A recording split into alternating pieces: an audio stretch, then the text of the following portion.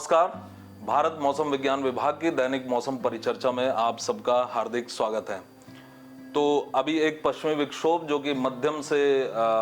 सघन इंटेंसिटी का तीव्रता का होने जा रहा है, वो कल से अर्थात 23 मई से पश्चिमोत्तर भारत पर अपना प्रभाव डालेगा और इसके प्रभाव में फेयरली वाइडस्प्रेड से वाइडस्प्रेड लाइट मॉडरेट रेनफॉल, हल्की से मध्यम वर्षा कई स्थानों से लेकर सभी स्थानों पर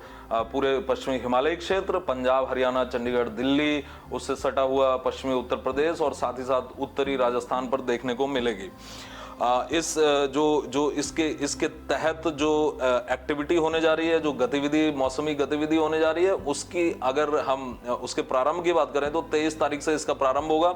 और इसकी जो अधिकतम तीव्रता है वो 24 मई को देखने में आएगी। जबकि हम यहाँ पर देख सकते हैं कि 24 मई को जम्मू कश्मीर, लद्दाख, गिलगित बाल्टिस्तान, मुजफ्फराबाद, हिमाचल प्रदेश, उत्तराखंड, पंजाब, हरियाणा, चंडीगढ़, दिल्ली और राजस्थान पर पूरी तरह से ऑरेंज कलर वार्निंग दी गई है और 25 मई को इसकी तीव्रता घटते हुए केवल राजस्थान पर ऑरेंज कलर वार्निंग दी गई है। इस दौरान 23 और 24 तारीख को जम्मू कश्मीर, लद्दाख, गिलगित बाल्टिस्तान, मुजफ्फराबाद और हिमाचल प्रदेश पर भारी वर्षा और बर्फबारी ऊंचे पर्वतीय क्षेत्रों पर होने की भी संभावना रहेगी और साथ ही साथ इस पूरे क्षेत्र पर पंजाब, हरियाणा, चंडीगढ़, दिल्ली और राजस्थान पर तेज हवाएं और उनके साथ साथ हेल स्टॉर्म एक्टिविटी अर्थात ओलावृष्टि की भी संभावना 23 तारीख की रात्रि से प्रारंभ हो जाएगी और फिर ये 24 तारीख तक और यहाँ तक कि 25 तारीख के प्रातःकाल तक ओलावृष्टि की संभावना बनी रहेगी। और इसके परिणाम स्वरूप जो सबसे बड़ी बात जो होने वाली है वो अभी हम जैसा कि यहाँ देख सकते हैं कि जो हमारे अधिकतम तापमान है वो ये जो हम गहरे लाल रंग के जो बिंदु देख रहे हैं, ये बिंदु हमें दर्शा रहे हैं कि अधिकतम तापमान इन स्थानों पर अर्थात पश्चिमी राजस्थान, दक्षिण हरियाणा, दिल्ली, दक्षिण पंजाब, दक्षिण उत्तर प्रदेश, उत्तरी मध्य प्रदेश और उसमें भी खास करके जो बुंदेलखंड क्षेत्र है दक्षिणी उत्तर प्रदेश और उत्तरी मध्य प्रदेश का और साथ ही साथ झारखंड और उससे सटा हुआ जो पश्चिम बंगाल का जो पश्चिमी हिस्सा पुरुलिया और आसनसोल जिले जो हैं यहाँ पर और इसके साथ साथ विदर्भ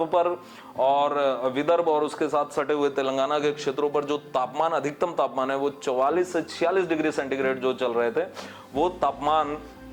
आज से ही थोड़े थोड़े घटने शुरू होंगे और कल से इनमें सार्थक कमी आएगी और खास करके पश्चिमोत्तर भारत पर जो तापमान अभी हम 44 से 46 डिग्री देख रहे हैं, इनके 40 डिग्री के आसपास 24 और 25 तारीख में इनके 40 डिग्री के आसपास या उसके भी नीचे चले जाने की संभावना रहेगी। अब यदि हम ये तो रही पश्चिमोत्तर भारत की बात और फिर यदि हम पूर्वी भारत और पूर्वोत्तर भारत की बात करें तो जैसा कि पूर्वोत्तर भारत पर दक्षिण पश्चिमी हवाएं, बंगाल की खाड़ी से आर्द्रता युक्त हवाएं आ रही हैं, तो उसके प्रभाव में अगले 3 दिनों तक भारी वर्षा और उसके साथ साथ कई स्थानों पर हल्की से मध्यम वर्षा और साथ साथ थंडरस्टॉर्म एक्टिविटी और उसके साथ स्क्वेल्स की अर्थात 50 से 60 किलोमीटर प्रति घंटे की हवाएं चलने की उम्मीद रहेगी। और साथ ही साथ पूर्वी भारत पर भी जो ये हमारा पूरी तरह एक पश्चिमी विक्षोभ का जो तंत्र आ रहा है, इसके प्रभाव में जो नमी युक्त हवाएं आएंगी और साथ ही साथ एक चक्रीय परिसंचरण की अवस्थिति जो इस समय पूर्वी उत्तर प्रदेश पर है वो बिहार के आसपास आएगा और उसमें जो मॉइस्चर का ट्रांसपोर्टेशन होगा अर्थात आर्द्रता की आपूर्ति जब इस चक्रीय परिसंचरण में होगी तो 24 और 25 तारीख में सघन गतिविधि, थंडरस्टॉर्म एक्टिविटी, सीवियर थंडरस्टॉर्म, बहुत ही गंभीर कोटि का थंडरस्टॉर्म एक्टिविटी पूर्वी बिहार और उसके साथ सटे हुए झारखंड और पश्चिम बंगाल के हिस्सों पर 24 और 25 तारीख में देखा जा सकता है। इसके बाद यदि हम फिर दक्षिणी भारत की बात करें तो आज जैसा कि दक्षिणी भारत पर खासकर दक्षिण आंतरिक कर्नाटक और बंगलौर के आसपास के जो इलाके हैं वहां पर भारी वर्षा की 1-2 स्टेशंस पे भारी वर्षा दर्ज की गई और साथ ही साथ हेल स्टॉर्म एक्टिविटी, ओलावृष्टि की घटनाएं भी दर्ज की गई और साथ ही साथ ओलावृष्टि की घटनाएं हमारे पश्चिमी मध्य प्रदेश और तेलंगाना पर भी दर्ज की गई हैं। तो इस स्थिति के अभी जारी रहने की संभावना है क्योंकि कल हमारे पास एक उत्तर दक्षिण दिशा में विस्तृत जो एक ट्रफ था, एक अल्प दबाव की रेखा थी जो विदर्भ से दक्षिणी तमिलनाडु की तरफ जा रही थी और आज भी वो रेखा थोड़े से अपने पूर्वी मूवमेंट के साथ, ईस्टवर्ड मूवमेंट के साथ आज भी वो रेखा वहीं पर विद्यमान है और साथ ही साथ एक चक्रीय परिसंचरण दक्षिण तमिलनाडु और उसके आसपास के क्षेत्रों पर विस्तृत है। तो इसके प्रभाव में ये एक्टिविटी इस तरह की हम देख सकते हैं कि यहाँ पर